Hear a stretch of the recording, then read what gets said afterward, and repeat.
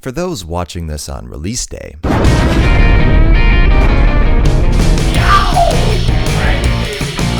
but don't worry, there's an actual video here. So, I finally played Mirror's Edge Catalyst. Well, to be more accurate, I finished it a couple months ago before pumping out Mass Effect years later in time for Andromeda. To the patrons who voted for this many days ago, I apologize.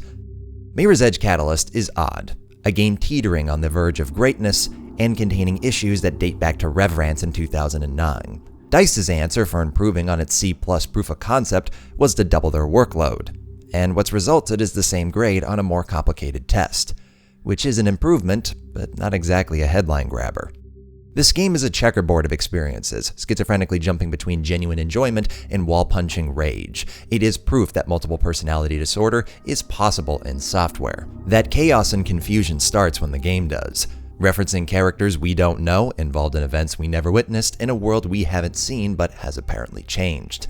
For a requel, the game does everything in its power to separate the player from its protagonist, and the unity between them is only seen when the gameplay shines.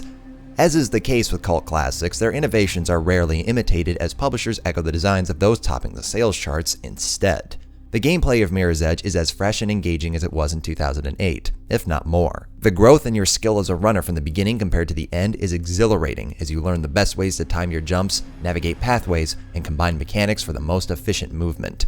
The momentum and control, visuals, and the soundtrack is wonderfully subtle and the key to Catalyst's enjoyment. Thinking on your feet, making quick decisions, and being rewarded in your skill by feel is what makes Mirror's Edge flashes of brilliance resonate in ways that most AAA games don't. But those flashes are an indicator of Catalyst's inconsistency in gameplay and story, with both weakening the other, holding hands to the cliff's edge. Ignoring the game's plot, the main quest structure alone hampers the gameplay experience. In a city with multiple runners and safe houses, the story in all 3 acts is centralized to a single location, only using the safe houses for a handful of missions and for escaping the city's security forces. Regardless of the player's engagement to the story, the pathways repeated dozens of times throughout the game's journey negates any emotion felt prior to the upcoming developments. In the case of the Runner's Lair and Underground Base, you're unable to even express yourself as a player, trapped in elevators, restricted to a ladder, or running up the same set of stairs. When it comes to pathways made for transitioning between world zones, ones that require a grappling hook are the best, despite the ability itself being one of the game's biggest missed opportunities. Unlike the ladders, stairways, and elevators, the grappling hook maintains momentum, but with the player's influence amounting to a single button press with no influence over speed, trajectory, or height, it's effectively a QuickTime event or loading screen in between levels. In a game where the narrative doesn't require high-production cutscenes restricted to a particular environment or location specific to the story's events, the frequency of these restrictive pathways would be negligent. But this conflicted design is seen in every element in the game, from its level design, story, side quests, gameplay, and progression. Catalyst may be the first time I've begun with more than half of a skill tree completed upon the first mission. This alone should have set off the alarm. When someone at DICE methodically viewed this list and decided, no, they don't need the role immediately, that should have been the final straw for this thing's existence. Far Cry 3 popularized the skill tree years ago, and yet its imitators consistently missed the point of its existence. Ubisoft's Outpost Simulator is hardly Tennyson, but these trees were in service to the story. Where the more its character began to enjoy killing, the game became more fun to play. Faith has been a runner for years, and the amount of time in prison hasn't prevented her from outrunning her colleagues within days of escaping. So why does this exist if it's not for the story? The game willingly sacrifices its gameplay and world design for the sake of its script, but it lacks any connection here, and yet has the gall to withhold abilities until you complete specific story missions. It feels as if each aspect of Catalyst was made in total isolation. For instance, collectibles. Throughout the city, Faith's able to hunt down dozens upon dozens of items ranging from documents and audio logs to control and security chips. But a majority of these items are placed in locations that require no finesse or pathfinding on the part of the player, and due to being stationary objects that require an animation to be completed, or for a player to specifically aim and input a pickup, it always brings one's momentum to a grinding halt. Meanwhile, some of these chips or documents are placed in spots that do require pathfinding on part of the player. It's as if there's 2 versions of the same item. Those stumbled upon during a run and hurting the player's speed and mobility, and those that utilize the game's mechanics and encourage exploration. Out of all the collectibles, only a certain number require the player to utilize the game's full set of mechanics, and only one type doesn't stop one dead in their tracks, those being the grid leaks. And none of the collectibles result in gameplay growth due to the skill tree's insignificance and the small amount of EXP gained from accumulating these items. Contrast this to Crackdown and Saints Row 4. Both are open-world games with a heavy emphasis on agility, movement, and upgrading your character. In both games, collecting is a large factor into the world and gameplay design. Crackdown has orbs, and Saints Row uses data clusters.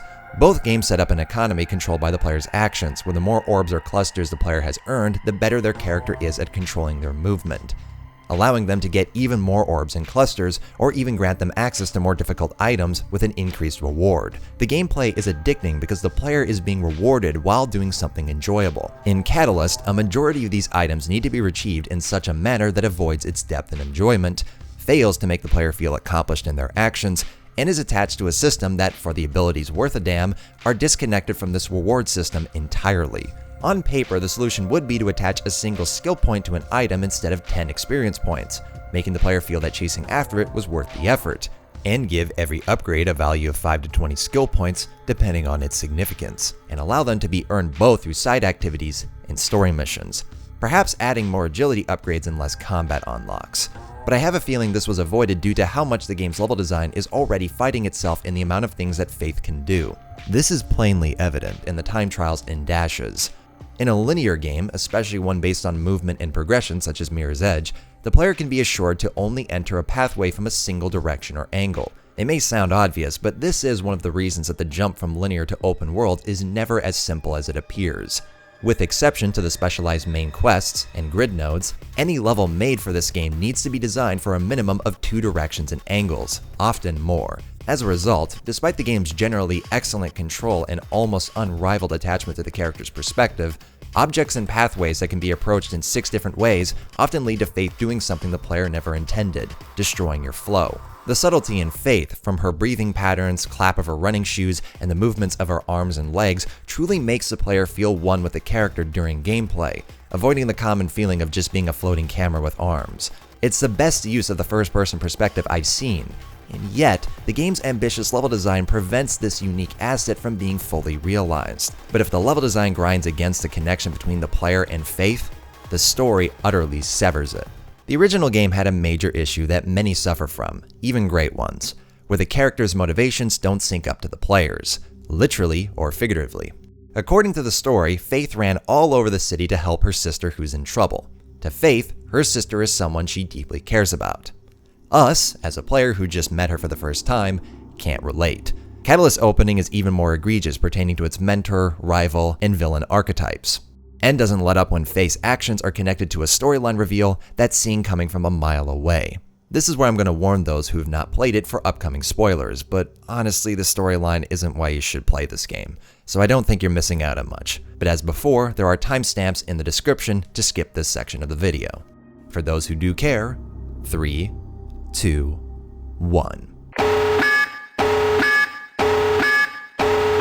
Catalyst made me hate this character when I want to like her. Faith's got the appearance and capabilities to be among gaming's most famous protagonists, but there's a moment that made me snap. We found a way to disable reflection, for good. Unless, of course, we stop it. We can't stop reflection! This is the straw that broke the camel's back. Separation from player and protagonist isn't a forbidden rule and has been done intentionally with great success, from BioShock to Spec Ops and even Metal Gear Solid 2. But when the character's emotional state is so blatantly opposite of what it should be, and utterly detached from the player for the sake of melodrama, the story doesn't care about you. The script, in following the old story structure of the character's lowest point being what fuels them to success in the finale, is more important than allowing the player to be the character it so desperately wants you to be. And let's not forget that the storyline ramps up to involve Faith, a runner, saving the city's entire population from an injection that ends all free thought. It seems the writers thought that what Mirror's Edge lacked were stakes, when what it actually lacked was unity with its protagonist, and the dystopian Big Brother setting in Catalyst only highlights this. Combine this with token characters and one of the worst plot twists I've seen in years. The bad girl who looks exactly like Faith is her sister. Say what? The storyline fumbles every opportunity presented throughout. It's a shame, because there's so much done correctly here. The movement, perspective, and feel of the gameplay is tight as a drum. The visuals are bite the back of your hand beautiful. The soundtrack is one of 2016's best.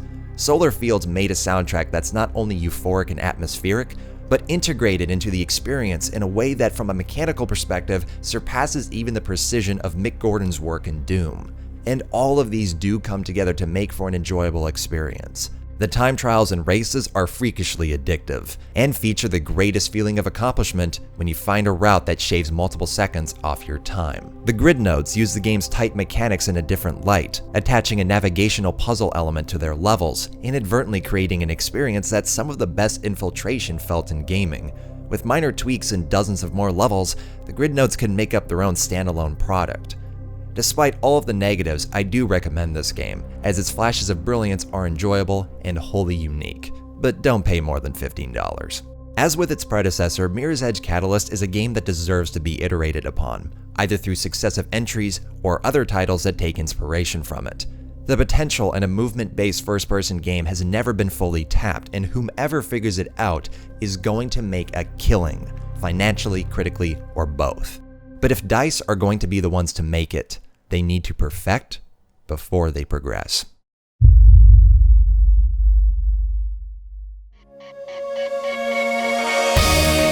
Special thanks to Joshua Riddle, James, Aiku Petrupai, Keegan Chua, Jeff Powers, Tinfoil Pancakes, Kevin Cholzone, Reality Escape, Rob Baker, Aaron Esser, Comfy Hat, Andrew Kennedy, Tieran McCarthy, Scion of the Emperor, Johan Yang, Osage, Jeremy Von Amid, Frozen Farewell, Matthew Bingley, Kleinstiff, Alex Turnage, Jay Flint, Joseph Chung, Keaton Butlick, and my other wonderful patrons who helped make this video possible. All new patrons will appear in the next video.